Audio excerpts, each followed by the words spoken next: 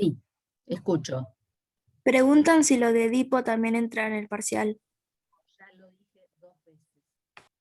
Edipo no, y lo dije el jueves pasado. Edipo no entra en el parcial. Hasta Zaire, entonces.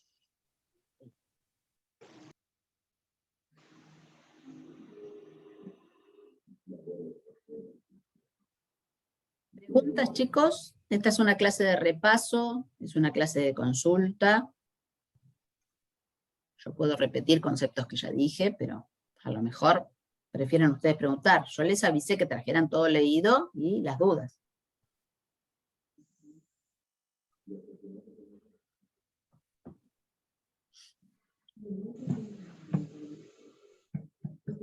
Profe, a mí dos cosas que de todo lo visto hasta ahora, digamos que no, quizá no tengo tan claras, es la parte de valor en el artículo de Mukarovsky, que habla de función, norma y valor estético. La parte de valor se me complicó un poco entenderla. Y el artículo de Tinianov, cuando habla de también de los conceptos de serie, función, sistema y demás. Esas dos cositas. Lo de Tiniano es todo el artículo, pero está bien. Es un artículo teórico, sí, es un artículo que tiene su complejidad. Una cosa que yo puedo recomendar, voy a contestar tu pregunta, Giovanna, pero una cosa que quiero recomendar es que pueden rever las clases, tienen esa ventaja que por ahí en la presencialidad la clase no se grababa y se perdía, o estaban los apuntes, por supuesto, pero ustedes tienen la ventaja de poder mirar los videos nuevamente. Entiendo que no es una cosa demasiado divertida, a lo mejor se les hace un poco tedioso volver a ver la clase, pero no está de más. Por ejemplo, ¿por qué digo esto? Porque de Tinianov, que es un artículo que tiene su complejidad,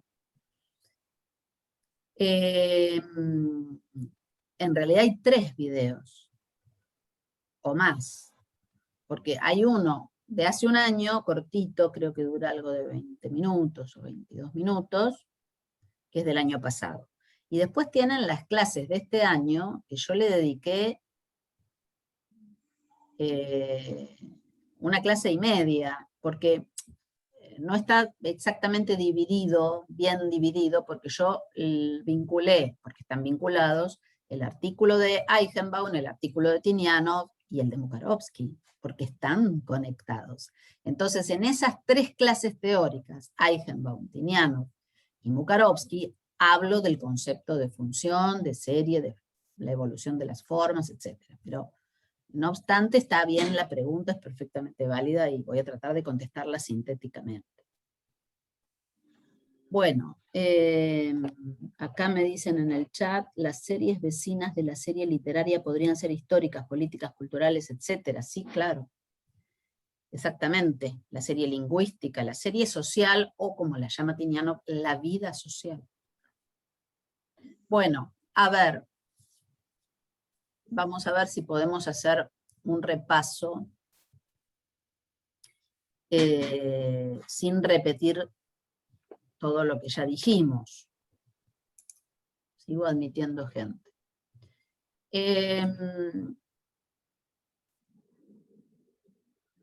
Voy a empezar por la especificidad, el concepto de especificidad, en el que hemos ya insistido mucho, pero que atraviesa todos los artículos del formalismo ruso, los 3 que ustedes leyeron. Lo que el gran legado del formalismo ruso es haber enfocado en los aspectos específicamente literarios. ¿Y eso qué quiere decir? Quiere decir que en todo su trabajo, en los 15 años de formalismo, años en los que tanto desde Moscú como desde San Petersburgo, los integrantes de esta escuela produjeron muchos textos, ustedes tenían que leer obligatoriamente 3, pero hay muchos más. y que después siguieron produciendo muchos textos, por ejemplo Jacobson, que escribió hasta muy avanzada edad, esos trabajos tienen un mérito fundamental, que para nosotros es muy importante porque, digamos, determinan nuestro hacer como críticos y como profesores de literatura. Que es haber estudiado la literatura no desde sus aspectos temáticos, filosóficos, históricos, biográficos, sino desde los procedimientos, lo que ellos llamaron forma, o aspectos compositivos. Lo hemos llamado de muchas maneras, que no son todas sinónimos absolutos, pero que forman un campo semántico que alude al objeto de estudio de los formalistas rusos, y que es nuestro objeto de estudio hoy, que son los procedimientos literarios. Yo le dediqué una clase, y tienen el video en el aula virtual, a la definición, entre comillas, de procedimiento. No es una definición. ¿Por qué? Porque los procedimientos no pueden ser definidos, pues son de número indeterminado. Y además se siguen inventando procedimientos nuevos. Hay procedimientos en la literatura que existen hoy y no existían en el pasado. Entonces, el procedimiento es eso, es todo lo que tiene que ver con lo compositivo, lo que con un término muy general llamamos forma, la forma literaria. Yo a lo largo de las clases he dado muchos ejemplos de procedimientos. Ustedes vieron en los prácticos, creo, procedimientos poéticos. Pero hay muchos más. Procedimientos poéticos, quiero decir estrictamente para el género poesía. Pero hay muchos más. Todo texto literario está hecho con procedimientos. Cualquiera sea. Una descripción en un cuento es un procedimiento. Dotar a la voz narrativa de un grado de conocimiento, por ejemplo, hacer que ese narrador lo sepa todo, el narrador clásico del realismo, el omnisciente, eso es un procedimiento. Y darle la voz al relato desde una primera persona, personaje, es otro procedimiento, que cambia mucho la cuestión, cambia mucho el sentido del texto. Que en una novela o en un cuento haya diálogo incorporado o no lo haya, es un procedimiento. Que no lo haya también es un procedimiento. Que haya monólogo interior, como en Madame Bovary de Flaubert, o como después, de manera extrema, lo van a practicar los autores del siglo XX, empezando por Joyce, Virginia Woolf, entre nosotros, Manuel Puig, Julio Cortázar, y tantísimos escritores, Silvino Campo, que practican el monólogo interior, es decir, la transcripción del pensamiento del personaje, y a veces un monólogo interior desestructurado que imita el fluir de la conciencia, llamado así, fluir de conciencia o corriente de conciencia. Si leen La señorita Cora de Cortázar, se van a dar cuenta que es el fluir de conciencia. Eso es otro procedimiento, bueno, etcétera, etcétera, etcétera. El tratamiento del tiempo, lo hemos dicho respecto a los cuentos de Poe, ¿no? Que empiezan por la última acción, por la acción en el presente. Eso es un procedimiento que después copiará el cine. Muchas películas que hemos visto empiezan por el final, es decir, empiezan por el final de la historia, y después narran haciendo lo que se llama un raconto. Eso también es un procedimiento. Después, al revés, la literatura toma procedimientos del cine, el flashback, que es un procedimiento cinematográfico que la literatura copia. Lo que hace también, lo comenté en una de las clases, la escuela de la mirada o la escuela objetivista, una escuela de narradores francesa, que narran como si fuera a partir de una cámara subjetiva. Estoy diciendo los procedimientos que se me ocurren. Hay infinidad. Profe, Entonces, vamos a ver, le hago una pregunta, ¿vamos a ver textos específicamente que hablen sobre los procedimientos para aprender en cada, digamos, en los textos, en los poemas? y la pregunta, ¿qué son textos que hablen sobre procedimientos? En cuanto a bibliografía específica que detallen Ah. los procedimientos, a eso me refería. Ahora te entendí. Mirá, no hay. Nosotros, lo que yo hice fue preparar un documento de cátedra con procedimientos, se llama Estrategias del Discurso Narrativo. Todavía no lo subimos al aula virtual, porque yo le quería agregar unas cosas. Eso lo vas a tener, sí, pronto. Y hay un artículo famoso de Todorov, que se llama Las categorías del relato literario, pero de ese artículo, que es muy largo y está un poco envejecido, porque hay cosas un poco ya, digamos, no es demasiado productivo ese artículo, pero sí tiene una parte que es muy productiva, que ustedes, está previsto que la vean en los prácticos, que es las categorías del narrador. Las categorizaciones distintas de distintos tipos de narrador, que está en ese artículo, que se llama Las categorías del relato literario. Es lo que te puedo contestar, Marisol. Gracias, gracias. No sé si ahora para el parcial por ahí habrá que hacer un análisis más extenso, por eso más que nada iba mi pregunta. Bueno, pero para eso tienen un documento que elaboró Candelaria Barbeira, que está visible en el aula virtual. Lo voy a Genial, con chequear. ese ya estaríamos. Por el momento sí. Sí, bien. Imagínate la Bien. cantidad infinita de procedimientos que hay. Igual yo ese documento del que te hablé, que ya está preparado, que se llama Estrategias del Discurso Literario, yo lo quería completar un poco más y por eso todavía no lo subí, pero no es necesario para el parcial, con el de Candelaria está perfecto. Buenísimo. Bueno, Que sigo como que con mi esperábamos, repaso.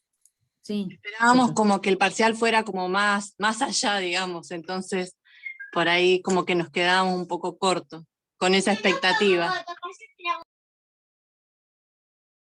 El parcial va a evaluar muchas cosas, no va a evaluar solo los procedimientos poéticos, eso es una consigna del parcial. Bueno, sigo. Entonces estaba tratando de sintetizar cuál es el legado del formalismo ruso y su mayor valor para nosotros. Entonces, y ahora sí me voy a Tinianov, la reflexión de Tinianov, del artículo que ustedes leyeron sobre la evolución literaria, tiene un valor muy importante y por eso se los damos. Entiende que al primer formalismo le faltaba la reflexión que sumara la vida social en la observación del texto literario. Dicho de otra manera, por ese afán de especificidad que los llevó a enfocar en los procedimientos, en la materialidad verbal y en los aspectos compositivos, habían dejado de lado el contexto histórico, social, verbal, ideológico de las obras, de la producción de las obras. Entonces, esa era la crítica que se le hacía a la escuela formalista. Tinianov recoge el guante, o sea, acepta esa crítica, entiende los límites del primer formalismo y propone entonces una revisión del concepto de historia literaria, que es lo que hace en ese artículo del que me preguntaba, por el que me preguntaba Giovanna, sobre la evolución literaria. Él entiende que ya no se puede mirar la historia de la literatura como una línea donde se encadenan textos unos después de otros. Eso no tiene ningún sentido, se puede hacer, pero es una construcción falsa, digamos, la literatura no se mueve así, no evoluciona linealmente por impulso cronológico puro. O sea, no es la línea vacía del tiempo, sino que la evolución de la literatura o la historia de la literatura se da a través de la evolución de las formas y de las funciones en diálogo o en correlación con las series vecinas. Dicho en una oración es eso. Tinianov explica y justifica la evolución de la literatura revisando el concepto de tradición y proponiendo, postulando la evolución literaria a través de las formas y las funciones. Pero esas formas y esas funciones están absolutamente conectadas a través de lo que él llamó función constructiva. Es una palabra clave dentro del artículo, y es un concepto teórico. La función constructiva no es una cosa que yo pueda decir, acá está la función constructiva y es esto. Es una manera de nombrar los elementos de la obra literaria cuando entran en correlación con los elementos, otros elementos de la propia obra literaria, con elementos de otra obra literaria, al mismo tiempo, con elementos de la serie literaria y de otras series, todo a la vez. Yo he dado muchos ejemplos de esta simultaneidad en mis clases, en las clases que ustedes tuvieron y que tienen disponibles en mi canal de YouTube. Si quieren, puedo escuchar a alguno de ustedes que me dé algún ejemplo pensado por ustedes, porque eso es mucho más útil para comprender los conceptos, cuando uno piensa o ve un ejemplo posible. ¿De qué? De esto que estaba diciendo recién. De cómo la obra literaria tiene un elemento que lo conecta simultáneamente a otros elementos de la misma obra, por eso la obra es un sistema. Ese elemento a la vez se conecta con un elemento similar de otra obra literaria. A la vez, esa relación de algún modo resuena en la serie literaria entera, como conjunto, y al mismo tiempo se conecta con las series vecinas, o con alguna de las series vecinas. Ese mecanismo, que es un entramado que se mueve, genera la evolución literaria, y no el paso del tiempo inerte. Porque la obra literaria no es un objeto inerte. Eso es lo que uno descubre cuando se pone a leer y a pensar estos conceptos. ¿Se les ocurrió algún ejemplo mientras leían? ¿Pensaron en algún ejemplo que no haya sido los ejemplos que di yo? Puedo volver a dar ejemplos, no tengo inconveniente, pero me gustaría que a lo mejor alguno comentara algún ejemplo que pensó, digamos, simplemente recorriendo los textos.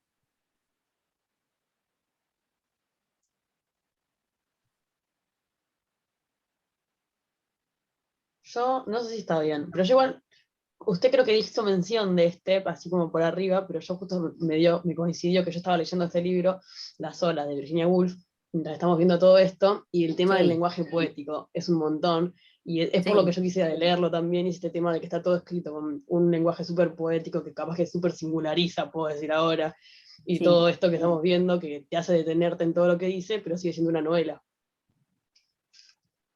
Bueno, muy bien. Es bueno el ejemplo. Entonces, ¿qué ves vos ahí? A ver, decímelo con tus palabras. ¿Qué pasa ahí? ¿Por qué Virginia Woolf, de algún modo la obra de Virginia Woolf, y particularmente la novela que nombrás, Las olas, le imprime un movimiento a la evolución literaria? Y vaya si lo hizo. O sea, yo ahora puedo decir, tipo, con todo lo que estamos viendo, que lo hace con esta intención bueno, como de oscurecer la forma y que realmente nos detengamos en lo que está diciendo. Y como que es el entender a los personajes de otra forma y hasta la lectura es más lenta y es como que todo tiene como un toque, no sé cómo decirlo. Lo que vos me decís está bien, pero no me hablas de evolución literaria. Me estás hablando de la perspectiva de Shklovsky, que es el primer formalismo, que está muy bien. No digo olvidémonos de Shklovsky, todo lo contrario, seguimos pensando el concepto de singularización. Está perfecto lo que decís. Ahora, no me contestaste la pregunta. Es más Quizá difícil. Clelia puede venir en la cuestión, Clelia, por el tema de que Virginia Woolf lo que generó también fue un corte con la novela realista para pasar a hablar, por ejemplo, de cuestiones tan profundas como la conciencia del individuo y poner en una novela esto y no el detalle descriptivo de un paisaje, de una situación particular, no sé.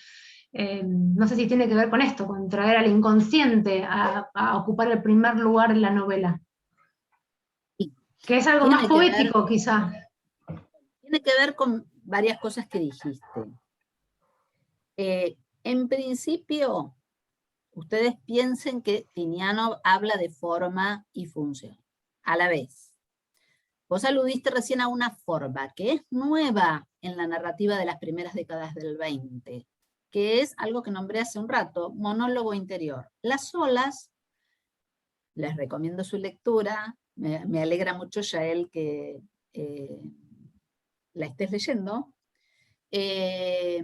Son 6 monólogos interiores.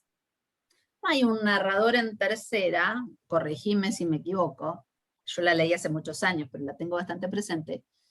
No hay un narrador en tercera que diga, bueno, vino Percival y dijo tal cosa, y vino fulana y dijo tal otra.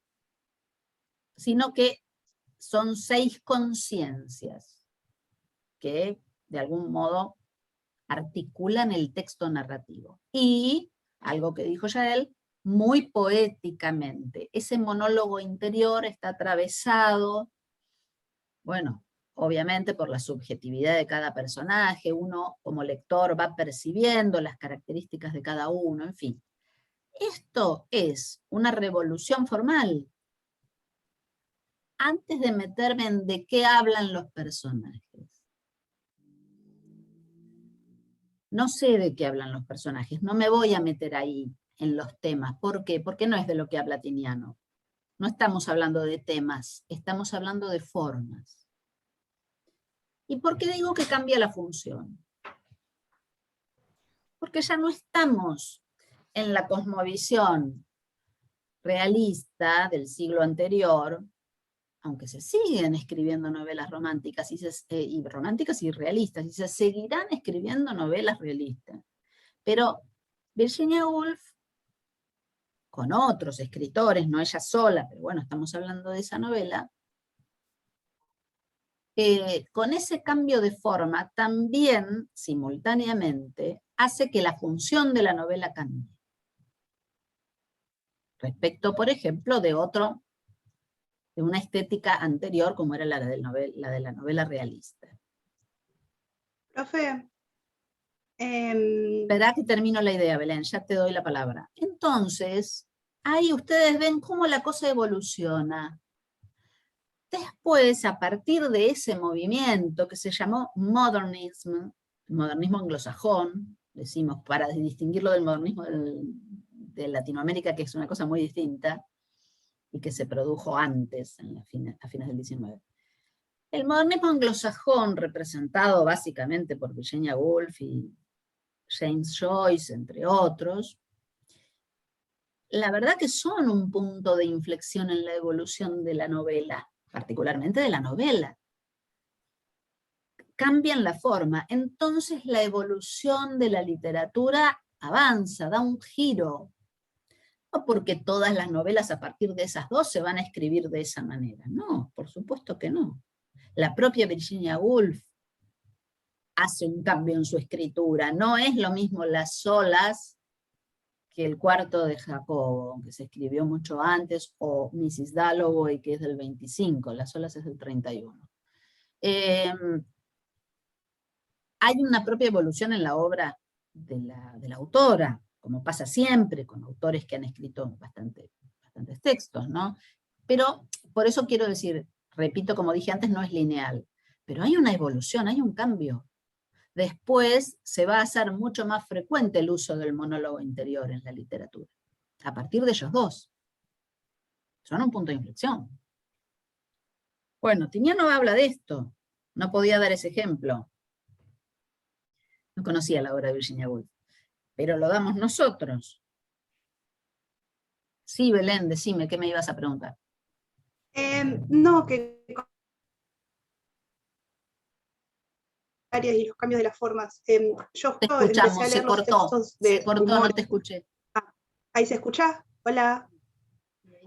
Que yo justo empecé a leer los textos de humor, si se podría decir así, bueno, que sí son de humor, de Alejandra Pizarnik, y me pasó que yo estaba acostumbrada a leer, bueno, la poesía de ella y los diarios, y lo de humor es como un cambio rotundo a su forma de escritura que sinceramente me cuesta mucho leer porque les tengo que poner mucha atención.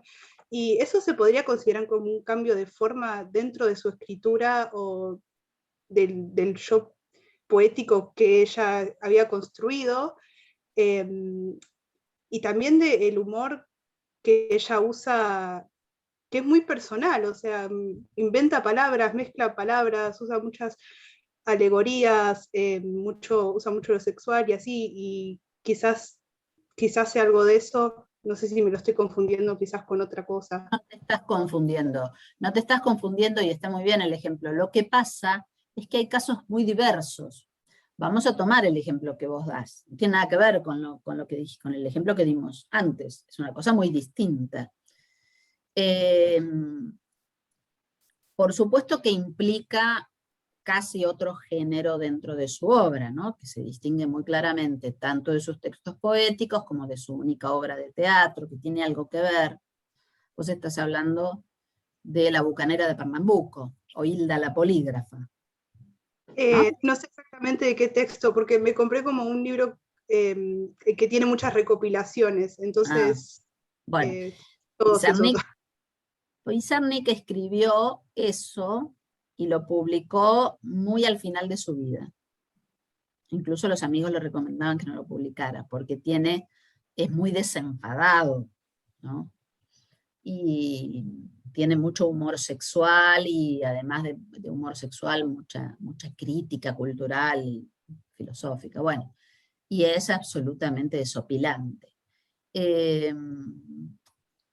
Para contestar tu pregunta, eso es un cambio de forma con respecto a la propia obra de Pizarnik, sin ninguna duda. Pero además, para pensarlo en términos de Tiniano, también genera una especie de apertura, una novedad en la serie literaria. Y una cosa que no dije con respecto al ejemplo anterior, porque me centré en forma y función y no dije nada de las series vecinas. ¿Qué pasa ahí? Vuelvo un minuto a Virginia Woolf y después seguimos con Pizarnik, que son dos cosas muy distintas.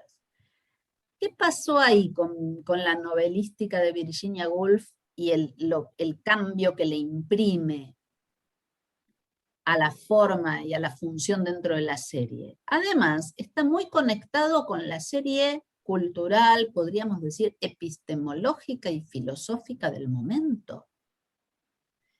La novelística de Virginia Woolf y otros autores recoge algo que está pasando, la llamada crisis epistemológica de fines del XIX y principios del XX, la crisis de la noción de sujeto moderno, de la que hablamos a propósito de Nietzsche la clase pasada.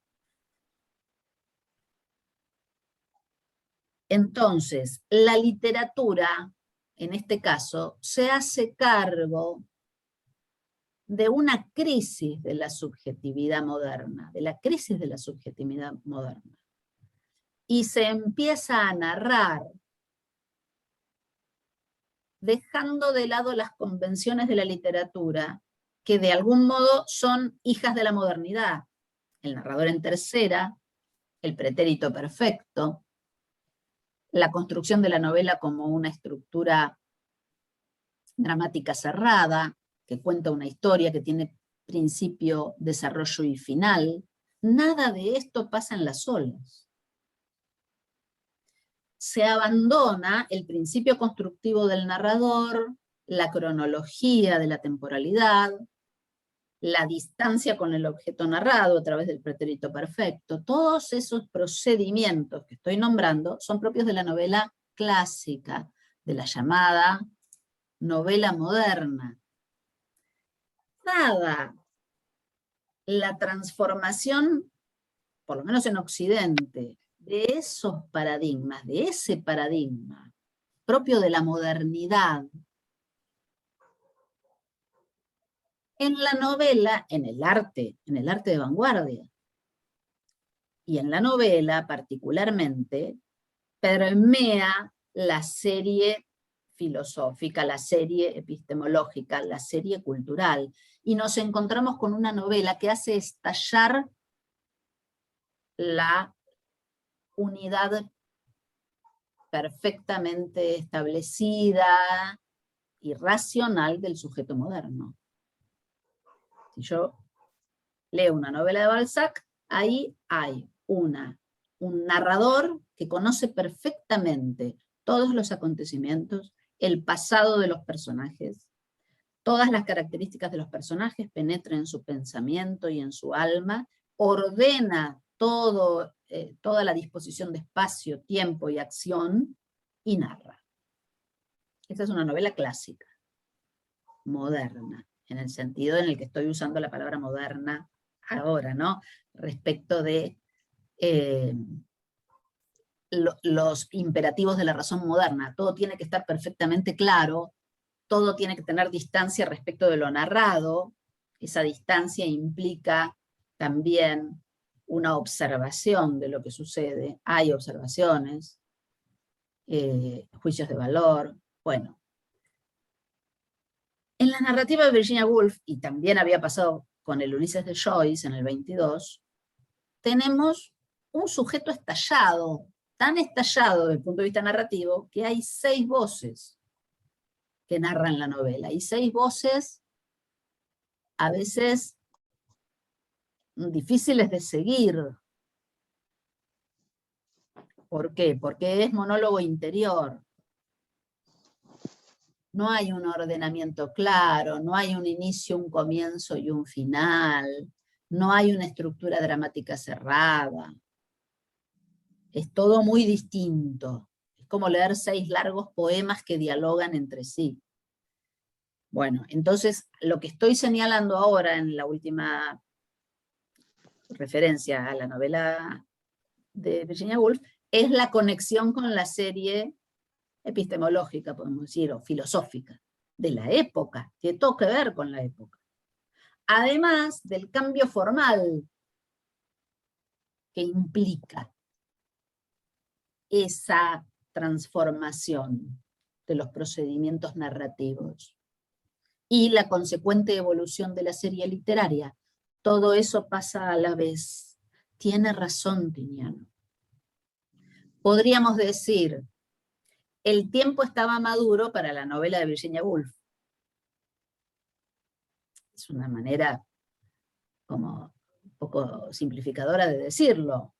No es que el tiempo estaba maduro, pero bueno, tiene que ver con su tiempo. En el siglo XV o en el XVI, nadie, ningún pintor, por genial que fuese, podría haber pintado como Picasso. Imposible. Picasso no pudo existir en el siglo XV, no estaban dadas las condiciones. Cuando uno ve un cuadro de Picasso, o de Cézanne, o de Braque, o de Juan Gris, entiende, percibe que ese cuadro, además de ser una revolución formal para el lenguaje pictórico, tiene que ver con la serie histórica. Tiene que ver con este estallido del que estamos hablando, contemporáneo de Virginia Woolf, ¿no? Los años 20, 30, 40 y 50. No podemos ubicar en una década, pero esa transformación, bueno, Cézanne es anterior, ¿no? Pero esa transformación tiene que ver, está en diálogo con la serie histórica. ¿Se entiende? ¿Sí? Ya él te contestó. Profe, Tengo que seguir con Pizarnik, no me tengo que olvidar. No, pero sí, o sea, lo que yo no supe poner en palabras, que yo no entendía la parte de realmente cómo influye con este tema de la evolución literaria, lo explicaste y ahora no entiendo. Bueno, y para contestarle un poco mejor a Belén, el tema de Pizarnik, bueno, ella, no sé si ustedes conocen los textos, esos textos de los que habla Belén están recopilados en algo que yo no sé si es un libro, la verdad. Pero ¿por qué digo no sé si es un libro? Si uno toma la obra de Pizarnik, hay un libro que se llama La bucanera de Pernambuco o Hilda la polígrafa. Ya desde el título ustedes percibirán el disparate. O sea, ya nos anuncia desde el título que no va a haber mucho orden convencional ahí adentro. Entonces, ¿qué son esos textos? Bueno, eso, textos. Uso la palabra de Barthes, como la usa él, ya la vamos a estudiar, porque no son cuentos. No sé vos, Belén, cómo los leíste, a ver, decilo vos. ¿Qué son para vos? Yo usé la palabra textos porque precisamente no sabría si decir si son cuentos o narraciones. Justo el que estoy leyendo ahora, como para darte un título, es La pájara en el ojo ajeno. Sí. Y después hay otros que son mucho más cortos, como Helioglobo o Praefacción, aclaración que hago porque... Ay, perdón, eso no es un texto. Pero estos están en uno que se llama Prosa Completa, de la edición Lumen. Y bueno, dije textos porque realmente no sé si son cuentos, si son fragmentos de quizás cosas que ella quiso hacer más largas y las dejó ahí. No sabemos, no sabes vos porque no sabe nadie, ni saben los editores. Es un híbrido entre cuento, relato oral, disparate, qué sé yo, texto, algunos son casi puro diálogo, son todos, tienen una característica, yo recuerdo cuando los leí me llamó mucho la atención, por momentos la risa, porque son muy, muy humorísticos y tienen un humor ácido, ¿no? Un humor bastante ácido. Por momentos se frena la risa y tiene un fragmento muy dramático y poético. Y después sigue con la carcajada. O sea, para decirles a ustedes, es una cosa completamente inclasificable. En buena hora, en general, todos los textos literarios tratan de desobedecer las clasificaciones, los contemporáneos sobre todo. Por esto que podemos pensar también desde la perspectiva de Mukarovsky. ¿Qué cambia ahí? La norma. Esos textos, como los de Pizarnik, empujan la norma estética, la norma anterior. Entonces, están entre el pasado de una norma que ya está cayendo y la posibilidad de la norma nueva que todavía no se estableció. Entonces provocó rechazo.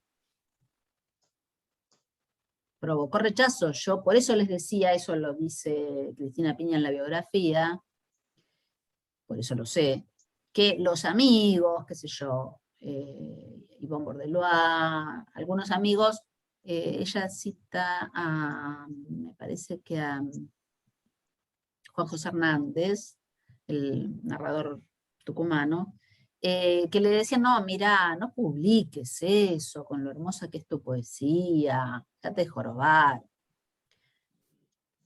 Pero los amigos se lo decían con buena intención, porque sabían que esos textos iban a ser rechazados y criticados. Estamos hablando del año 71. Pizarnik se muere en el 72, se suicida.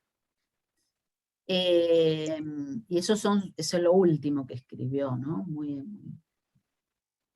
a los últimos años de su vida.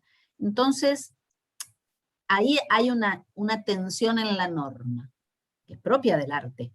Como dice Mukarovsky, en el arte, en la esfera artística, la norma estética es más violada que mantenida. Vaya si Pizarnik en esos textos viola la norma estética. produce algo ilegible, casi ilegible. Barthes dice en un texto que ustedes van a leer, en un artículo, que se llama De la obra al texto, que el texto se escribe en los límites de la legibilidad. Bueno, eso quiere decir esto que estamos diciendo, los textos que a veces resultan incomprensibles y que provocan rechazo por incomprensión, que fue lo que le pasó a Joyce también y a Virginia Woolf en su momento. O a Puig, ¿no? Esas cosas que ponen en tensión la norma de una manera tan poderosa que resulta incómodo leerlos. En este compilado también de prosa completa podemos decir que se revé este tema de lo de la evolución que no funciona linealmente, porque creo que los textos están organizados por la fecha en la que los saca y tenés todos estos textos humorísticos y capaz que tenés un montón de cosas que escribió ya para revistas o así, artículos, o también tenés un montón de textos que hacen un montón de referencias a Alicias en el País de las Maravillas, tipo metidos entre medio de todos, y es eso también, de que no era linealmente la evolución, porque los iba escribiendo, pero con todas formas distintas al mismo tiempo. Cierto. Y los editores, qué sé yo, hacen lo que pueden, ¿no? Y a veces los criterios de edición son cuestionables, sobre todo en las ediciones de obras completas de un escritor tan desobediente como Pizarnik. Bastante difícil. Yo me imagino que debe haber sido un desafío para las editoras. Bueno, no sé, Belén, si te contesté. ¿Preguntas? Sí, quedó perfecto, muchas gracias. Quiero ver si terminé de entender con un ejemplo mío.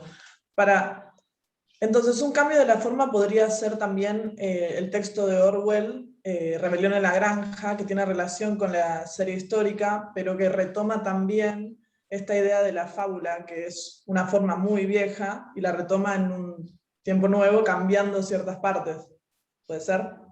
Sí, sí, es un buen ejemplo, Rebelión en la Granja, porque Orwell toma el verosímil de la fábula, pero lo transforma, como acabas de decir, muy bien, lo cambia, no es una fábula de Esopo, Rebelión en la Granja. Y la serie histórica, bueno, está en primer plano, ¿no? Porque es una alegoría. Toma también la tradición clásica de la alegoría, no solamente la fábula, y los cruza. Eso es muy original de Orwell, ¿no? Cruza la alegoría clásica, porque es una alegoría de qué, contales a los que no los leyeron. Toda la historia de Rebelión en la Granja es una alegoría del régimen estalinista. Claro, exacto. Entonces, está muy en primer plano porque es muy visible la correlación, ¿no?, con la serie histórica. Es muy visible. Está en primer plano la correlación con la serie histórica. Pero también es una evolución de la forma. Sí, por lo que dijiste vos, porque toma el verosímil de la fábula y al mismo tiempo el de la alegoría, con la función de la crítica. También ahí ves cambio de función, porque la alegoría clásica estaba absolutamente ordenada al propósito de educar agradando, educar, ¿no?, en propósito de la literatura edificante, educar agradando. Bueno, ese era el objetivo de la alegoría clásica y medieval. Después tiene una tradición muy importante en la Edad Media, la alegoría. Orwell toma esa tradición y le cambia la función. Es una crítica descarnada al estalinismo y a la degradación de los principios originales de la revolución. No hay que leer esa novela. Que también recibe un montón de críticas, es más, todo el prólogo no solo es una explicación de la crítica que va a hacer él, sino de todo lo que le costó publicar el texto. Está muy, muy, muy en conexión con la serie histórica, por eso es bueno el ejemplo. Mucho más directamente que otros textos literarios. Es como cuando yo les hablaba de Walsh y su Operación Masacre, que él toma el verosímil del cuento policial y lo hace cumplir otra función, porque es como un policial Operación Masacre. Inventa otra forma nueva, que es la no ficción, toma muchos elementos del policial y le hace cumplir otra función, que es la de denuncia política. Orwell toma, como decía Agustina, el verosímil de la fábula, el verosímil de la alegoría clásica y medieval, y lo usa con un fin ideológico, de crítica al régimen soviético, stalinista. Es muy bueno el ejemplo. Y bueno, después incidirá eso de una manera, insisto en señalar, no lineal, en la serie, en la evolución de la serie literaria, por cierto. Otro ejemplo, ya que nombraron Rebelión en la Granja y me siento obligado a hablar de esto. No sé si estaría bien. Hay una novela gráfica que salió en 1991. El otro día le estaba comentando justamente a los chicos en WhatsApp, que se llama Mouse, que funciona como una novela gráfica que trata de hacer una biografía y termina siendo una crónica al mismo tiempo. Es increíble.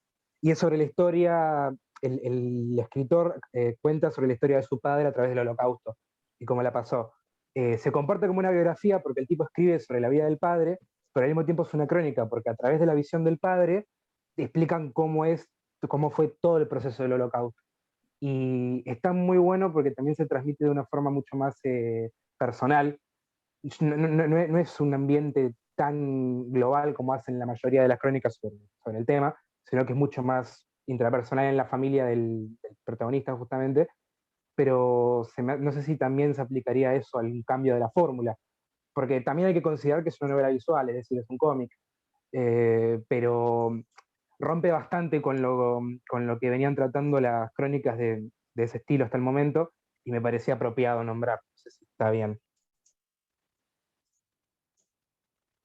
Claro que está bien, yo no la leí, pero vos decinos por qué está bien el ejemplo, por lo que vos explicás, claro que sí. A ver qué pasa ahí. Primero la forma es lo más evidente. ¿De qué año es? ¿Te acordás, más o menos?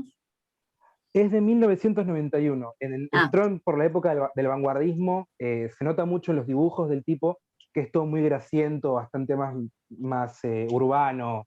Se nota un montón que el tipo empezó a escribir y a dibujar por esa época. Y lo loco de todo el relato es que el escritor actúa de protagonista y al mismo tiempo de narrador. Porque en el cómic te muestra que él va a preguntarle a su papá lo que él vivió en el Holocausto, y el padre se comporta como narrador y como personaje también. Entonces se rompen un montón de fórmulas de la biografía, tanto de la crónica, adaptándose a la fórmula de la novela y al mismo tiempo de cómic, que es increíble. Y no sabía si entraba en ese tema de la evolución literaria, porque justamente es un cómic, pero se le considera una novela ligera, una novela visual. Vos decís que es un cómic, pero usaste, que nosotros lo llamamos historieta. Vos hablaste de novela gráfica, ¿es lo mismo? No, porque la novela gráfica toma una narrativa mucho más lineal y mucho más extensa que la de un cómic. Un cómic es más conocido por ser corto, con historias más sencillas, en cambio una novela visual se encarga de presentar una historia a través de imágenes y eso. Y esta rompe bastante los esquemas que hasta ese momento eran normales en las novelas de ese estilo. Pero te cuento que las novelas de ese estilo son muy recientes. La novela gráfica no va mucho más allá del 90, ¿eh? No sé si vos conocés alguna muy anterior a esa fecha. No, sí, ya lo sé. Por eso viene bien el ejemplo, porque no es lo mismo que el cómic. La historieta tiene un siglo. La novela gráfica no, mucho menos. Sí, ya lo sé. Aparecieron casi todas. Me alegro que lo sepas, pero quiero decir, por eso está bien el ejemplo, porque es un cambio de forma. No. Es un cambio de forma, ¿te das cuenta? Que yo lo vi ya siendo profesora. A mí me contaron los chicos lo que era una novela gráfica, porque yo no había visto ninguna. Te lo cuento para que ustedes vean cómo es la evolución. Ustedes que son muy jóvenes y ya por ahí nacieron con la novela gráfica. pero yo no. Yo conocía de mi infancia y de la infancia de mi mamá la historieta, pero no la novela gráfica. La novela gráfica, yo ya era docente de escuela secundaria cuando empezó a existir algo llamado novela gráfica. Y insisto en señalar que me lo enseñaron los alumnos, porque esa es la dinámica de la literatura. Si uno se queda con lo que estudió y no ve que hay formas nuevas, se atrasa. La novela gráfica es un muy buen ejemplo de cambio en la evolución literaria. Hasta hace 30 años no existía. O 35, no sé, no tengo el dato exacto, pero una cosa sí. Entonces, por supuesto que tiene que ver con el cómic, pero tiene que ver también con un elemento que lo vamos a pensar desde Mukarovsky, que es el prestigio que ganó la historieta a lo largo del siglo XX. La historieta, o el cómic, como se usa, ahora se usa más la palabra inglesa, que tiene una larga tradición, siempre fue un producto, vamos a poner entre muchas comillas, menor. Es decir, literatura, no, kiosco, o sea, producción para ser consumida. Una cosa que no estaba en la biblioteca, estaba arriba de la mesa, bajo el televisor, en un baúl, qué sé yo. Ahí estaba la historieta, no estaba en la biblioteca. Es una manera de decir, no tenía el prestigio que tiene hoy, ni soñando iba a estar en los manuales. Hoy no hay manual de escuela secundaria que no tenga una historieta, por lo menos una, o varias. Lo cual está muy bien, ¿eh? No digo que esté mal, digo que ha evolucionado como lo piensa Mukarovsky, más que Tiniano. Aunque Tiniano también lo piensa porque piensa en la evolución de las formas y de las funciones. Pero algo que tenía una función estrictamente de entretenimiento de los niños, y les digo más, en mi infancia, sobre todo de los varones, más que de las chicas, eso se cambió totalmente, pero una cosa más ligada al varón, Batman, Superman, el Tony, qué sé yo, el llanero solitario, no sé, cosas que leían los varones, en mi generación, ya ustedes eso es prehistoria. Pero además de eso, de ese cambio de género, también evoluciona hacia el centro de la esfera artística en términos de Mukarovsky, porque no era un texto valorado, no era un género valorado, era un género menor, como pasó con, alguien me nombraba la clase pasada el género policial. Lo mismo podemos decir de la ciencia ficción, que es otro campo amplísimo, ¿no? Tanto la historieta como el género, como la novela policial, como la ciencia ficción, pasaron a lo largo del siglo XX de los bordes de la esfera artística al centro. Son géneros que fueron prestigiados. Entonces, todo eso viene a cuento del comentario de Agustín, porque da lugar a que alguien piense, bueno, vamos a escribir una novela gráfica. Se emparenta, digamos, la novela con la historieta. La novela, el género prestigioso del siglo XIX, XX, XXI, género ya establecido en el centro de la esfera artística, se lo vincula a la historieta, un género menor, un género que viene del kiosco, del papel amarillo y tosco, con el que se hacían las historietas. Gana prestigio y da lugar a la novela gráfica. Esta es una explicación que doy yo y que ustedes me pueden discutir, porque me pueden decir, no, la novela gráfica surge por otra cosa. Tal vez surja por una multitud de causas, pero yo veo este procedimiento de cómo la historieta gana prestigio, se hace literatura, también en eso hay una impronta que tiene que ver con la calidad de los dibujantes. Uno ve algunas historietas que tienen unos dibujos impresionantes, para no hablar de Westergel, ¿no? Y el dibujante, ¿cómo se llamaba el dibujante del Eternauta? No me va a salir. Bueno, Soriano creo que era, profe. ¿Cómo? Soriano de apellido. Osvaldo Soriano creo que era. No, Osvaldo no sé, pero Soriano seguro. No. Me parece que no, ¿eh? Osvaldo La Soriano tengo acá, seguro que para que no. me fijo. Buscala, alguien que lo Solano googlee. López. Solano Sí. López. Francisco Solano López es el dibujante de Eternauta. La tengo acá al lado. Solano López, ahí sí. No, Osvaldo Soriano es un narrador.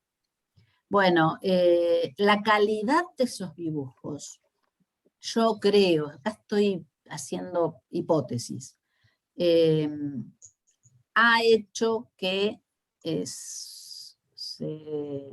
se valorara más la historieta y que se la emparentara con la novela y que tuviera lugar la novela gráfica. Fíjense, estamos hablando de evolución literaria, ni más ni menos. Cambio de forma, cambio de función, conexión con la serie histórica. ¿Por qué lo nombro a Westergel? Por la conexión con la serie política, con la serie ideológica. Bueno, muy bien los ejemplos. ¿Alguna otra pregunta? Porque hemos estado hablando de forma y función, pueden hacerme otra pregunta. Concepto de verosimilitud, ¿cómo fue eso? ¿Bien? Yo tengo una pregunta de lo último que leímos igual. Bueno. Es cuando al final habla acá de una antropología especulativa, como que eso no me queda Lo mismo bien. de preguntar, sí. No me queda muy bien eso cerrado. ¿Quién habla? ¿Saber? Saber. Dame un poquito de contexto. No lo leí, en el por último supuesto. párrafo, sí, en el último párrafo dice, podemos definir de un modo global la ficción como una antropología especulativa. Y habla de eso, o sea, dice, entendida así, la ficción sería capaz no ignorarlos. Acá habla de reduccionismos, y dice que la ficción sería capaz no ignorarlos, sino asimilarlos, incorporándolos a su propia esencia y despojándolos de sus pretensiones de absoluto. Pero a mí como que no me cierra, no Está bien, entiendo. es un poquito oscuro ese último párrafo. Tiene que ver con lo que dice, con una de las hipótesis centrales del ensayo. ¿Leyeron tienen a mano el documento que preparó Rodrigo sobre cómo leer a Saer? ¿Lo tienen disponible en el aula virtual? Sí. Bueno, sí, léanlo, pero igual contesto la pregunta. Cuando Saer dice que la ficción es un tratamiento específico del mundo, esto está reformulado a lo largo de su ensayo y tiene que ver con eso de la antropología especulativa. Que para tranquilidad de todos nadie les va a preguntar eso en el parcial, pero contesto a la pregunta, ¿qué quiere decir Saer? Que la ficción siempre es, de alguna manera, cualquier texto de ficción, un tratamiento específico del mundo, es decir, hay ahí una manera de entender al hombre, por eso antropología especulativa, una manera de entender al hombre, a la mujer, a la condición humana, aunque no hable de eso, aunque no sea un texto sobre antropología, ni aunque no sea un texto especulativo, pero hay siempre una visión del mundo, una visión de la condición humana, una visión de la historia. Y tienen razón. Cualquier texto que vos agarres, cualquier ficción, sea un cuento, una novela, una obra de teatro, cualquier ficción implica especulación sobre el mundo, sobre la condición humana y sobre la existencia humana en ese mundo. Cualquier ejemplo, con los ojos cerrados saco cualquier libro de la biblioteca y digo, ¿esto tiene alguna antropología especulativa? Sí. Y es ficción, no es que me habla del mundo, no es un libro de historia, no es un libro de filosofía, no es un libro de geografía, es una novela, pero esa novela tiene intrínsecamente una visión del mundo, o de algún aspecto del mundo, de algún aspecto de la existencia humana. Por eso dice, es un tratamiento específico del mundo, que es diferente de cómo trata la realidad un texto disciplinar. A ver, vamos a poner algún ejemplo que se entienda. Que En el pueda texto, si no me ejemplificar. equivoco, hablaba del Quijote. No lo tengo a mano, pero hablaba del Quijote.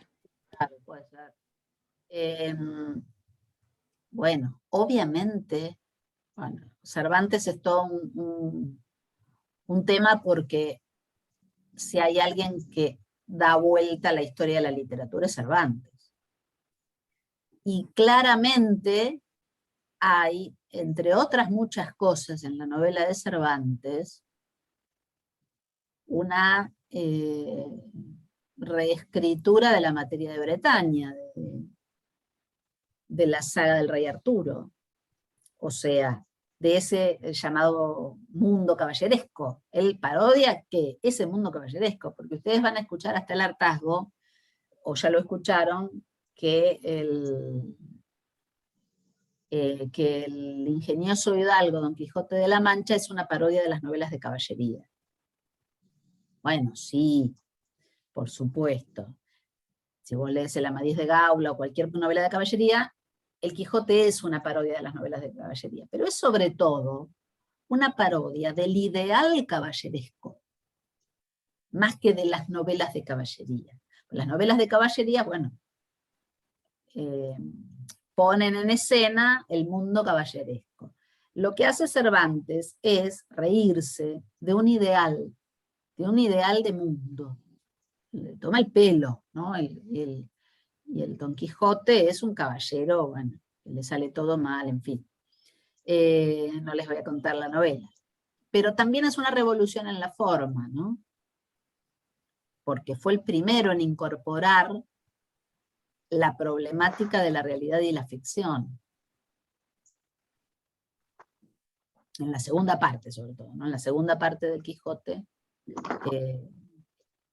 habla del Quijote como libro. O sea, cruza el universo ficcional, como si el diagrama de ficcionalidad se abriera, se rompiera. Lo hace en el siglo XVII. Pues en el siglo XX ya es una cosa muy, muy frecuente, esa ruptura en el límite entre realidad y ficción, ¿no? Bueno, no sé por qué nombramos el Quijote, por lo de Saer. Y, por supuesto, hay en la novela de Cervantes una visión del mundo. Ninguna duda, y de la condición humana, en cualquier texto. Y eso es ficción. Por eso lo que deconstruye Saer es la falsa oposición, ficción, verdad. No es la antinomia de lo verdadero, lo ficcional. Es ridículo pensarlo así. Es una verdad, por eso es una antropología especulativa, pero yendo a la pregunta puntual de Yael. Es una verdad, es una concepción del mundo, es una manera de entender la vida. En toda ficción hay eso, aunque sea una historia inventada, sí, la historia puede ser inventada, pero hay en ella una comprensión del mundo, o una incomprensión del mundo, una manera de entender algún aspecto de la existencia humana, como los lectores sabemos.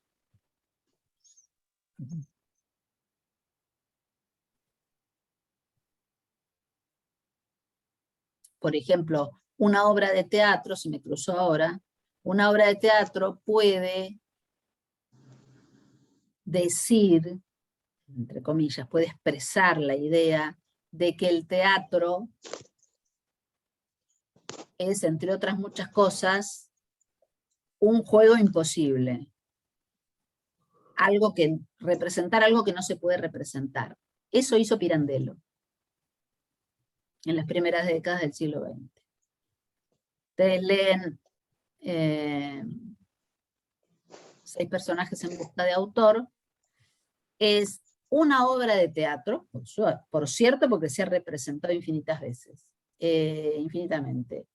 Una obra de teatro es, sí. ¿Se ha llevado a escena? Sí. ¿De qué habla? Entre otras muchas cosas. Hay un drama, una historia, sí. Pero básicamente ese texto habla de la imposibilidad de la representación. Plena vanguardia, 1921. si yo hago un corte transversal en la literatura de vanguardia, voy a encontrar cantidad de textos que hablan de lo difícil y de lo difícil o imposible que es representar lo real. El teatro de manera paradigmática, porque el teatro es representación. Bueno, digo esto porque es una manera de entender esa frase de Saer. La ficción siempre es un tratamiento específico del mundo. Siempre está diciendo algo respecto de la realidad. Y si lo quisiéramos mirar del lado de Tiniano, también. Vaya si ese texto no habla de su tiempo, de su época, por eso lo ponemos como ejemplo de literatura de vanguardia. Porque habla de eso que estaba en ebullición, ¿no? El cambio de los lenguajes artísticos, la reflexión sobre el propio lenguaje artístico. No hay vanguardista que no haya pensado en la condición de posibilidad de su propia disciplina artística. Que no se haya interrogado sobre los materiales con los que trabajaba. Eso define un poco, ¿no?, la actitud vanguardista. Esa interrogación sobre la forma, sobre el lenguaje, cada uno en su disciplina. Lo vemos en la pintura, lo vemos en la literatura, que es de lo que puedo hablar. Seguro que también se ve en la música. Yo no entiendo mucho de música, pero también se ve en la música. Sí. Preguntas.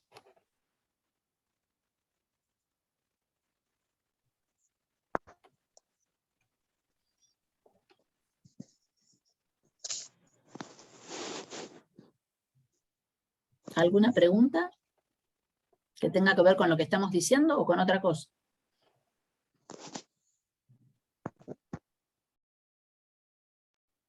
Profe, volviendo a Virginia, podemos decir que otro ejemplo de lo verosímil y eso es Orlando, ¿no? Orlando, una biografía.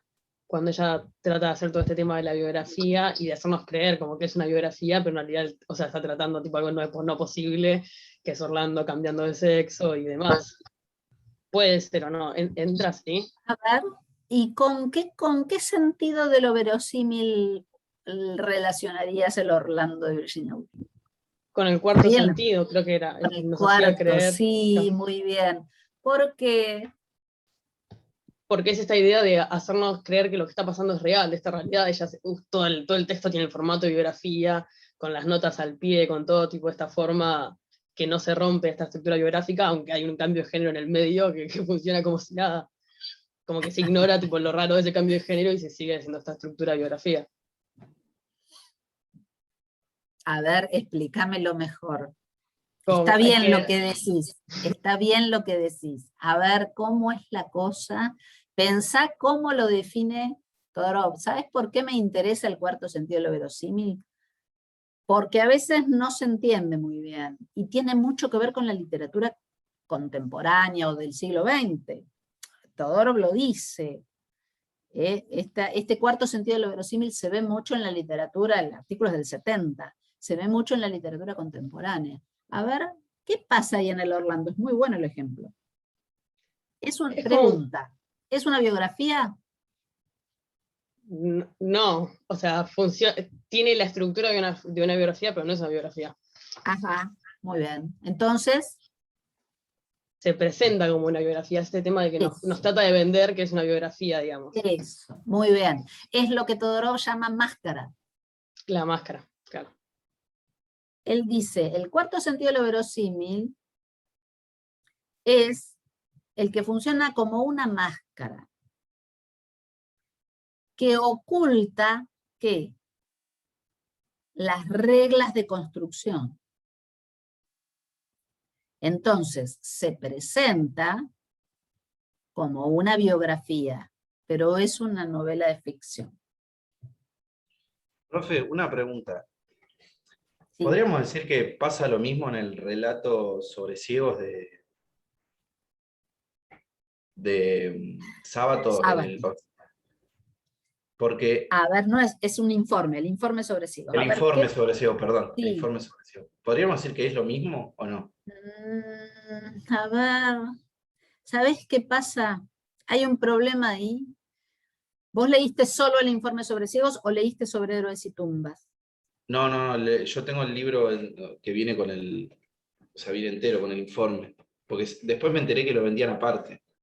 Claro, por eso te pregunté. ¿Vos leíste sobre héroes y tumbas? Claro, y en medio del libro, cuando empiezan a contar Es el una accidente. parte del libro. Claro. Bueno, fíjate ahí, ¿por qué te hago esta pregunta? Tiene que ver con una decisión editorial. Primero, está bien tu pregunta. Primero voy a lo que hace que hayas traído este ejemplo. Sábato escribe en el interior de la novela un informe que tiene forma, digamos, de informe, valga la redundancia. Pero como está dentro de una novela que el personaje que habla en el informe, que no me acuerdo el nombre, ¿me lo recordás? Ay, ¿cómo se llama? Fernando, si mal no estoy. Bueno, no, Fernanda es la chica. Bueno, no me acuerdo. El que habla en el informe es un personaje de la No, es novela. el padre, perdón. Claro, el padre de ella. Fernanda, pero no me acuerdo el nombre. Bueno, entonces, ¿qué ocurre ahí? Yo, lector, Fernando Vidal Olmos, tenés razón, se llamaba Fernando. Vidal Olmos. No, me parece Alejandra, creo que era la hija. Tenés razón, tenés razón, tenés razón. Alejandra es la chica y él es Fernando Vidal Olmos. Fernando Vidal Olmos es personaje de la novela. Y se presenta como personaje, porque uno lee la novela. Entonces, el que habla en el informe sobre ciegos es Fernando Vidal Olmos. Entonces ya para el lector de la novela, eso está dentro de la ficcionalidad de la novela. Pero ¿qué ocurrió? Autorizado por Sábato, se publicó el informe solo. Entonces, el que no había leído la novela y se compra el informe sobre ciegos, puede pensar que es un informe, qué sé yo. Es otro efecto de lectura, porque está sacado de la novela. De cualquier manera, y yendo a tu pregunta, Brian, ¿qué pasa ahí? A ver, ¿me lo podés decir vos? Sí, es un caso parecido al del Orlando de Virginia Woolf. ¿Qué pasa ahí? Y es como que también te hacen creer todo mediante cuando lo vas leyendo, que como que existe una secta de ciegos que como que tienen su propio lugar donde se reúnen. Y bueno, también de que hablaba de cosas como que los describía, como que eran fríos, algo así, recuerdo. Y como con Como piel que de el lugar era re serpiente. extraño. Vos Y sabés que después, bueno, tuvo problemas Sábato, ¿eh? Se le sí, quejaron. sí, Se vi le una. quejaron muchas sociedades de ciegos. Sí, creo Increíble. que lo sigue en el siguiente libro, que es el libro que sigue no me acuerdo cómo se llama, que sigue Abadón el exterminador. Abadón el exterminador. Ahí cuenta él, Sí. que, bueno, cuenta eso, que le había pasado eso, y que de hecho también cuando él está relatando, bueno, creo que era Bruno el que va contando, que también se encuentra con él mismo. Sí. Pero ya esto es Abadón el exterminador. Sí, pero igual yo te preguntaba qué pasa con el informe. Es una máscara, no es un Claro, informe. porque sí, a mí me pasó en un momento que, obviamente, que cuando vas ya leyendo todo, como que era Fernando, como que te dabas cuenta que estaba loco. Sí, Bueno, eso es lo que opino. Pero claro, como que en un momento cuando empecé a leerlo, era como que eran creíbles algunas cosas. O sea, claro. no eran creíbles, pero como Profe, que quizá creía. sacado de Pero, contexto. perdón, Giovanna, es para terminar de redondear la idea.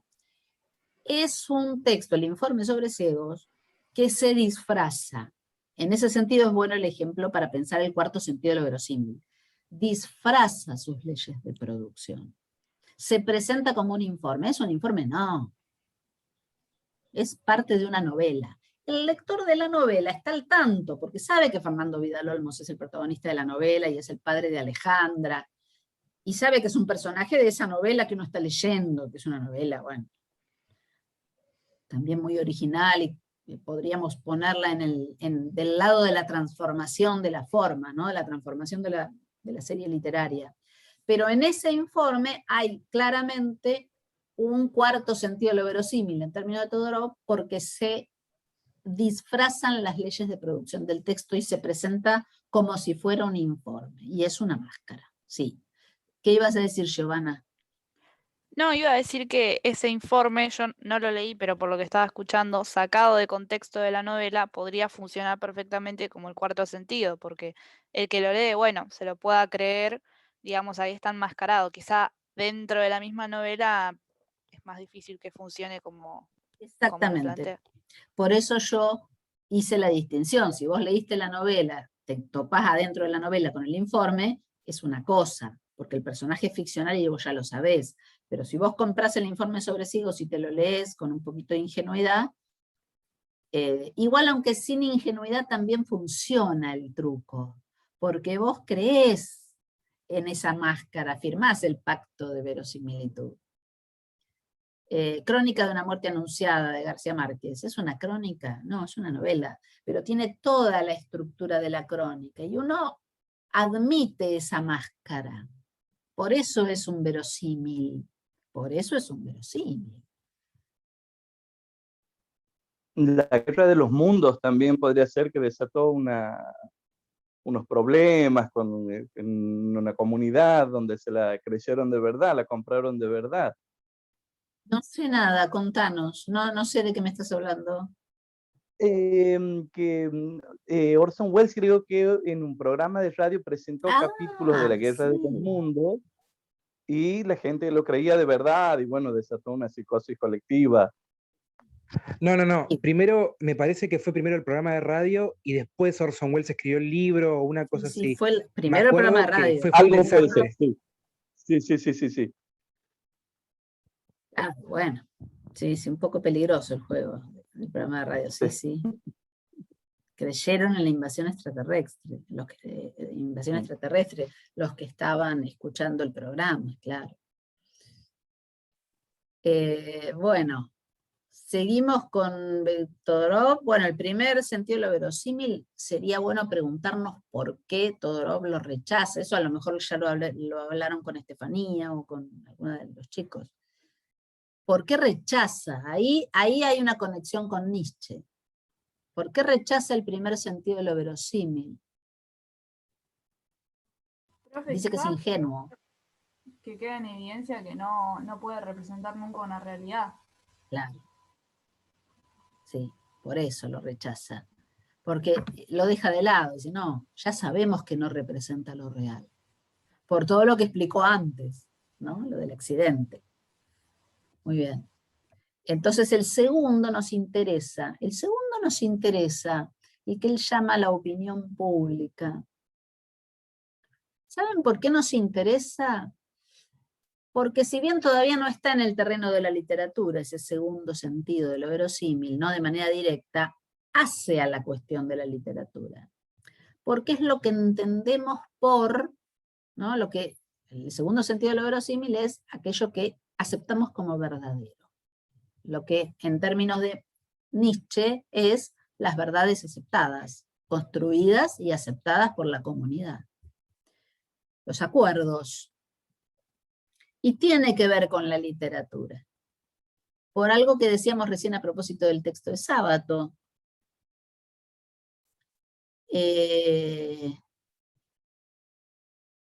Lo que entendemos por novela, lo que entendemos por informe, también tiene que ver con el ejemplo que daba Yael sobre Virginia Woolf, el Orlando.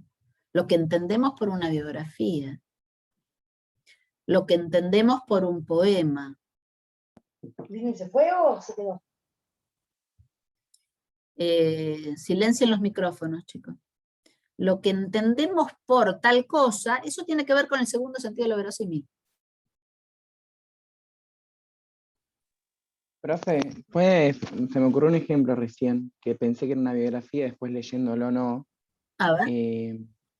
Esta novela de Andrés Rivera, La Revolución es un sueño eterno, cuando intenta mostrar una biografía de Juan José Castelli, sería como un ejemplo también, que no es una biografía. Más que una biografía, es una autobiografía. No, no es ni una biografía ni una autobiografía, es una novela. Pero Claro. lo que pasa es que habla Castelli. Habla Castelli en primera persona. Es como la transcripción del pensamiento. Yo no sé si el texto nos hace creer que es una biografía. No se presenta como una biografía. Sí se presenta como el discurso interior, el monólogo interior de Castelli cuando se está muriendo, ya tiene la lengua podrida, como dice él, ¿no? Ahí hay una máscara, tenés razón, pero no exactamente de una biografía. No es que uno piense, esta es la biografía de Juan José Castelli, no tiene esa forma. Es una novela que, digamos, se presenta como el monólogo interior de Castelli. Es una novela en primera persona. No, yo no lo pondría del lado de la máscara, sino que Está bien. es una novela que tiene un procedimiento. Es una novela que tiene un procedimiento, sí, se presenta como si fuera el monólogo interior, sí, podríamos decir. Pero eso es evidente, ¿no? Es su construcción. No es una máscara que nos oculta las leyes del texto. Es la ley del texto. Ser un Claro, monólogo está interior evidente ahí, ficcional. está explícito. Claro, está explícito. No está Está bien, enmascarado. gracias. O sea, profe, que no siempre se pone en juego, digamos, esa cuarta regla de lo verosímil. No, claro que no. Está bien la pregunta. No siempre, ¿no? No siempre. A veces no está. A veces está explícito, son las reglas del juego. A veces pasa, sí, que hay como una torsión en este enmascaramiento.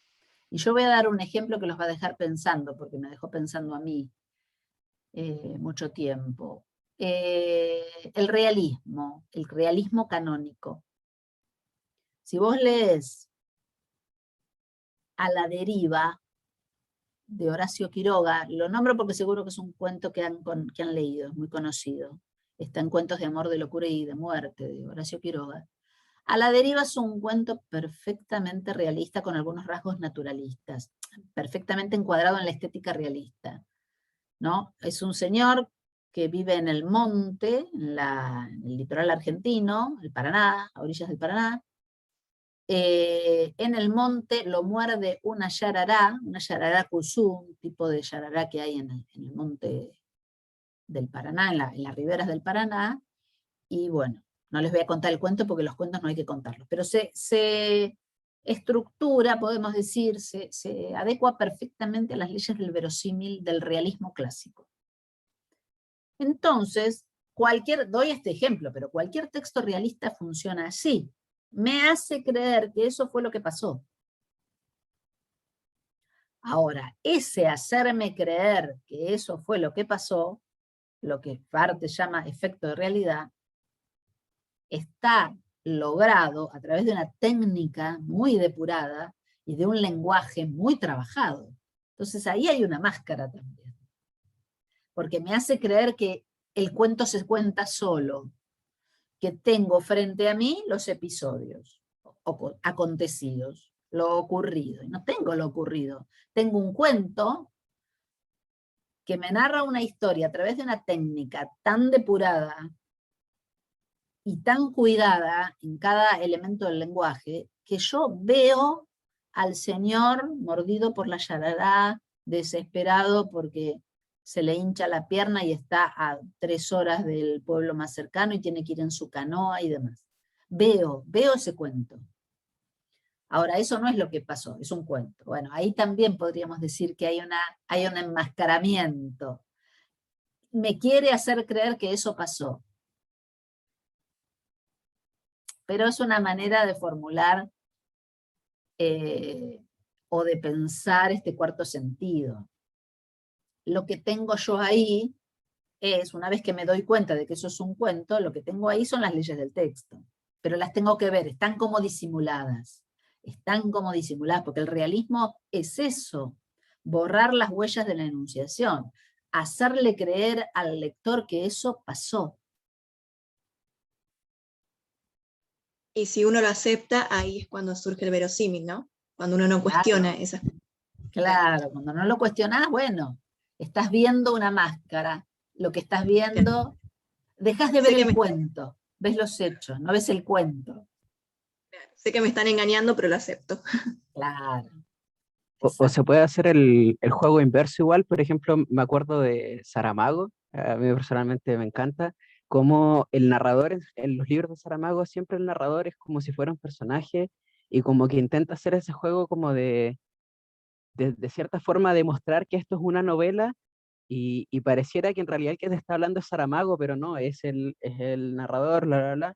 Entonces como que hace ese juego contrario, como que haciendo como que se está desenmascarando, se enmascara de nuevo en construir la novela. Es verdad. Borges también hace eso, pero lo hace Saramago, sí. Ahí justo me habían puesto, no sé si eras vos, alguien me puso, no, Francisco Silva me puso, también está el ensayo sobre la ceguera, que es una novela. Es verdad, pero es bastante evidente que es una novela. No sé por qué se llama ensayo sobre la ceguera. Yo me lo pregunté cuando lo leí, ¿por qué se llamará ensayo sobre la...? Porque es una novela, no tiene la forma del ensayo, más que en el título. Acá me pone Juliana, algo así, Juliana Aguirre, algo así sucede en Los 7 maridos de Evelyn Hugo. No la leí, no lo sé porque no la leí, no la conozco. Ahora cuando Agustín hablaba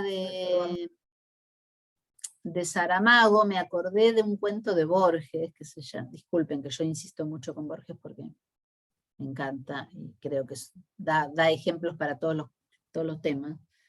Hay un cuento que se llama Tema del traidor y del héroe,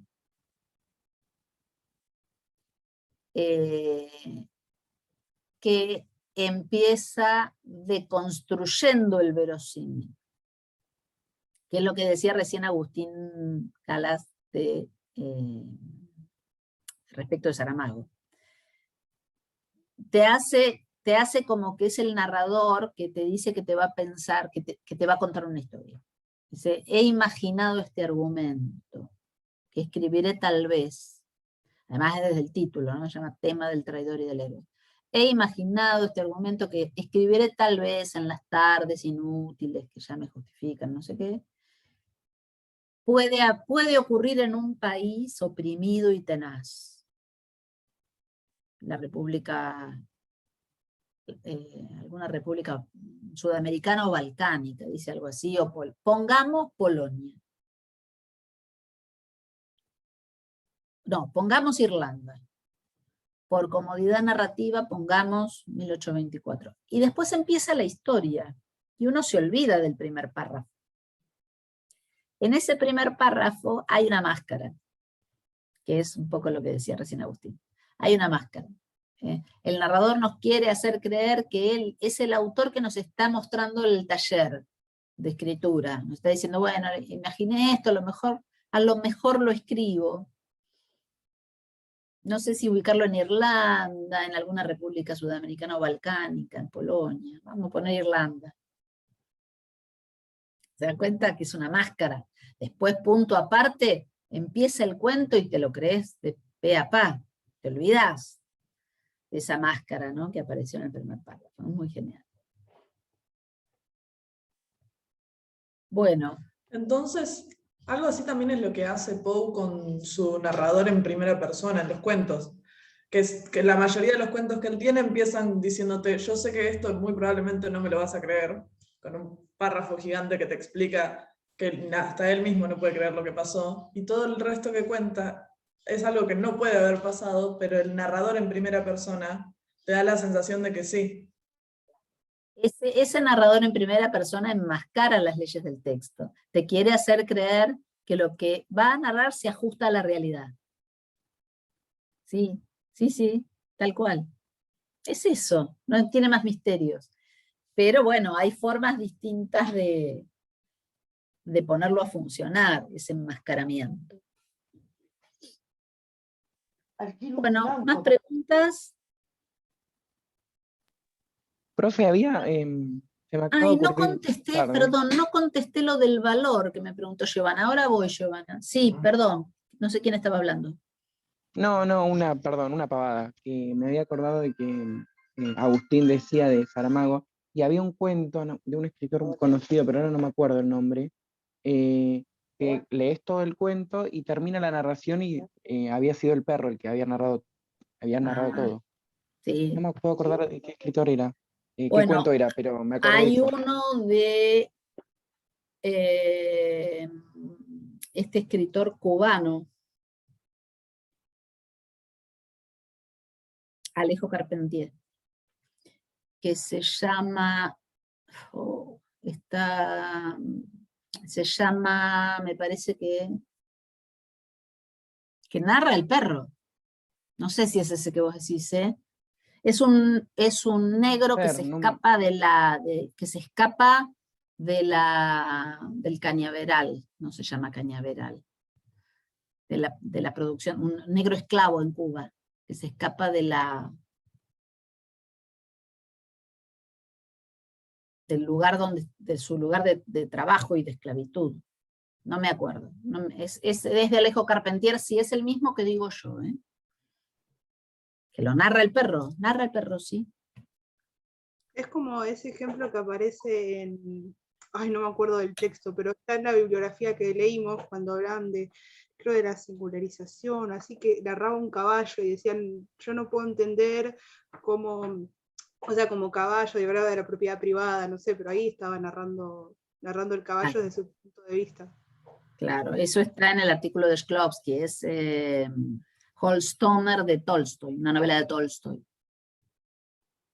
Clelia, el cuento de Carpentier es Los fugitivos. Los fugitivos, ese. Y acá dice en la tercera línea, lo estoy justo leyendo, dice, pero el perro nunca lo habían llamado sino perro, estaba cansado, o sea... Claro, es una tercera con el perro. Tercera con el perro, sí. Es una tercera con el perro, ¿sí? Es muy original el efecto que provoca, porque es increíble cómo se ubica el narrador en la visión del perro. Bueno, chicos, me voy a la pregunta que no contesté. El valor. Miren, quiero decir dos cosas. El concepto de valor funciona desde el primer momento del artículo. Cuando Mukarovsky habla de función estética, está pensando en el valor. ¿Por qué? Porque cuando la función estética predomina, eso es una investidura de valor. O cuando, aunque no predomine, cuando un objeto es portador de función estética, es porque la sociedad inviste de valor a ese objeto, de valor estético. No hay función sin valor. Esto es lo primero que hay que decir. El concepto de valor que, a propósito, Mukarovsky es una tercera parte del artículo que la agrega unos cuantos años después de la primera escritura del artículo. Y esto a mí me parece que viene bien señalarlo, porque es como que él se siente en la necesidad de escribir un poco más del valor por la cuestión institucional, que es la parte más importante de esa tercera parte del artículo. Pero el concepto de valor casi que ni habría que redundar en él, porque está desde la noción de función y desde la noción de norma. ¿Qué hace la norma? Regula el valor. La norma dice, bueno, esto vale, esto no vale. Esto tiene valor estético, la norma social que yo percibo me permite a mí determinar si algo es arte o no, si algo está en la esfera estética o no, si pasó a la esfera artística o no pasó a la esfera artística. La norma regula el valor. La función es una investidura de valor. ¿Mm? Ahora bien, en esa tercera parte del artículo de Mukarovsky, que se llama valor, lo más importante es el papel que desempeñan las instituciones en la investidura de ese objeto o de ese conjunto de objetos que van a pasar o no a la esfera artística. En la clase, tanto en la charla que tuvimos con Cecilia el año pasado, como en la clase que tuvimos este año sobre Mukarovsky, yo me referí, o alguno de ustedes se refirió a la academia, es decir, la universidad. Y sí, desde el momento en que un profesor o un equipo docente arma un programa e incluye en ese programa determinados textos y no incluye otros, está invistiendo de valor estético a aquellos textos seleccionados. Aunque no diga nada malo de otros, quiero decir, es un recorte. Esa suma de recortes que hacen, digamos, que se hace desde la academia, genera, o por lo menos incide, en la generación de lo que se llama canon, o los cánones, lo consagrado, lo establecido o lo considerado como valioso desde el punto de vista artístico. Juegan un papel fundamental en ese movimiento, por ejemplo, sobre todo en términos de arte y no de literatura, los museos. El museo, ¿qué hace?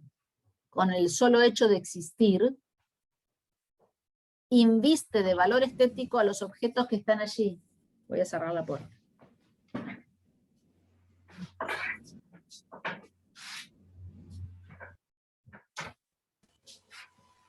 Las editoriales El también, museo ¿no? es una institución paradigmática en este sentido. Otorga valor estético a los objetos. No sé si a ustedes alguna vez les pasó de sorprenderse con algún objeto en una muestra. Bueno, Por ejemplo, qué sé yo, una escalera, un clavo, un cable colgando y no sé qué más. A mí me ha pasado, decir, bueno, si esto mismo estuviera en una vereda, yo ni lo miro, digo, están arreglando algo ahí con la escalera. Pero de hecho, esa misma instalación, se llama instalación, ¿no? Esa misma instalación adentro de un museo, yo lo estoy mirando así como una obra de arte y me ponen ahí de quién es la instalación y qué sé yo. Bueno, doy un ejemplo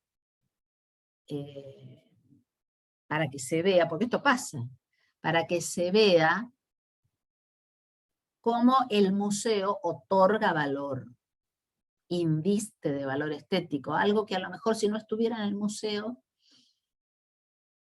no lo miraríamos con los mismos ojos.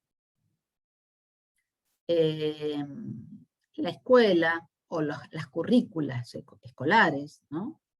Que eligen determinados textos. En la Profe. charla con Cecilia hablaba de los talleres literarios. Sí, decime, Bárbara. Que también, además de las instituciones, puede ser también autores, ¿no? Que actúan como instituciones y que también determinan el valor.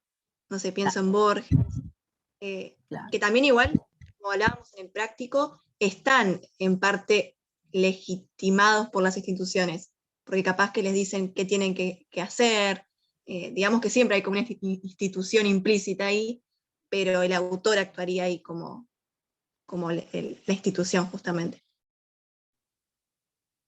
Premios. No dijimos nada de los premios literarios. Los premios literarios a veces le dan un espaldarazo a un autor que antes ya había publicado, qué sé yo, 5, 6, 7 novelas y nadie había leído nada y se ganó un premio más o menos prestigioso y la gente empieza a consumir su obra. Es una investidura de valor.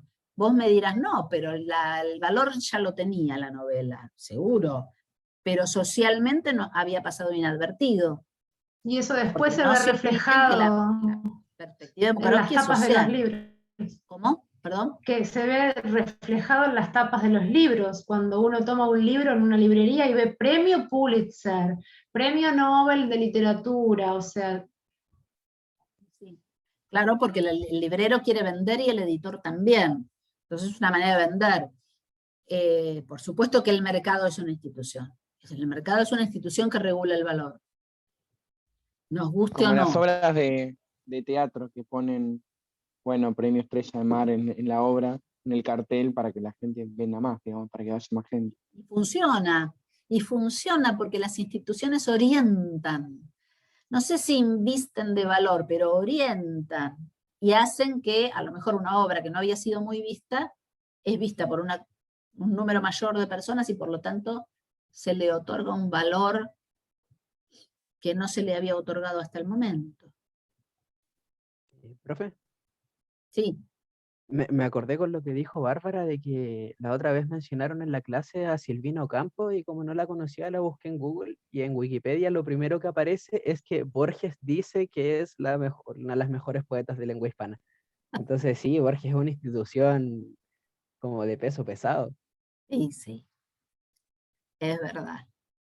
Ahí habría mucho para decir, porque yo creo que es genial Silvina Ocampo. Y si no hubiera sido tan amiga de Borges, si no se hubiera casado con Bioy Casares, y no fuera la hermana de Victoria Ocampo, no sé si alguien la hubiera leído alguna vez. Y es Eso iba a extraordinario. decir, porque siempre aparece como la hermana de Victoria Ocampo. Sí, cuando es mucho mejor escritora que Victoria Ocampo. Bueno, esta es mi opinión personal, ¿no? Pero Victoria Ocampo sí que era una institución. Y Borges y Bioy Casares lo fueron, digamos, más que ella. Entonces, ella en su vida, sobre todo mientras produjo, durante su vida, estuvo muy, muy a la sombra de su esposo y de su amigo Borges, y de su hermana. Últimamente, o en las últimas décadas, ha sido más valorizada, independientemente de su relación con Bioy y con Borges, con Victoria, porque es una cuentista extraordinaria, y muy original, originalísima. Pero bueno, claro, ahí tienen Profe, ustedes el orden también institucional como regula el valor. Sí. ¿También una investidura puede ser la muerte? Como por ejemplo algunos autores, se me ocurre, no sé, que post-mortem, digamos, hayan resurgido.